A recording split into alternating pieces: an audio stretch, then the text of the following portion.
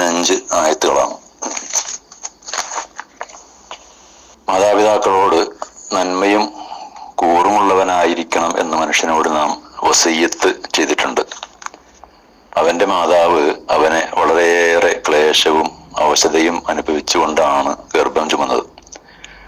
കൂടാതെ 2 വർഷക്കാലത്തെ മുലയൂട്ടലും.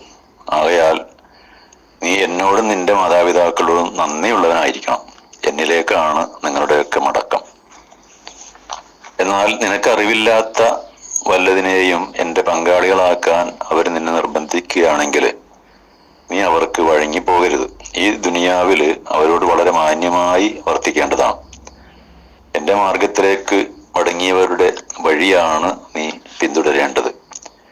ശേഷം നിങ്ങളുടെയൊക്കെ മടക്കം എന്നിലേക്ക് തന്നെയാണ്. അന്ന് നിങ്ങൾ ചെയ്തുകൊണ്ടിരുന്നതിന്റെ പൊരുൾ അല്ലെങ്കിൽ അതിന്റെ ഫലം നാം വെളിപ്പെടുത്തുന്നതാണ്. സാധാരണ ജന്തുക്കളൊക്കെ ജനിച്ച് കഴിഞ്ഞാൽ ദിവസങ്ങൾക്കകം നടക്കാനും ഓടാനും സ്വയം ഇര തേടി പിടിക്കാനും ഒക്കെ അതിന് കഴിയും. മനുഷ്യ ജന്മം അങ്ങനെയല്ല. മാതാവ് 10 മാസക്കാലത്തോളം വളരെയധികം പ്രയാസവും ക്ലേശവും സഹിച്ച് ഗർഭം ചുമക്കുന്നു.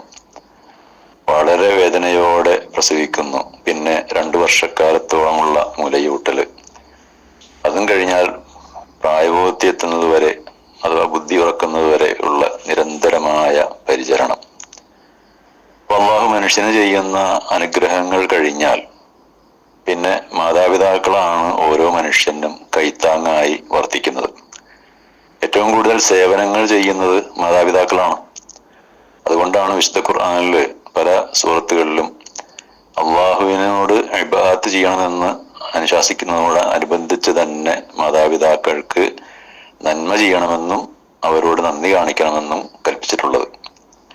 സൂറത്തുൻ നിസ 36-ാമത്തെ ആയത്തിൽ പറയുന്നു, വഅബ്ദുല്ലാഹ വലാ തുശ്രികൂ ബിഹി ശൈഅ വബിൽ വാലിദൈനി ഇഹ്സാന.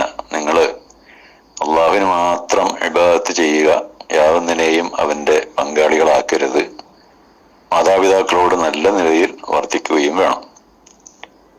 ഏറ്റവും നന്നായി സഹവസിക്കുകയും നന്മ ചെയ്യുകയും ചെയ്യേണ്ടത് ആരോടാണ് എന്ന് നബിസ്വല്ലല്ലാഹു ഒരാളൊന്ന് ചോദിച്ചപ്പോ നബിസ്വല്ലല്ലാഹു 3 പ്രാവശ്യം ആവർത്തിച്ച് പറഞ്ഞത് നിന്റെ മാതാവിനോട് എന്നാണ്.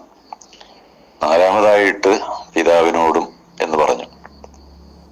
അതായത് ഏറ്റവും കൂടുതൽ ജാഗ്രതയോടെ സേവിക്കേണ്ടത് മാതാവിനെയാണ്.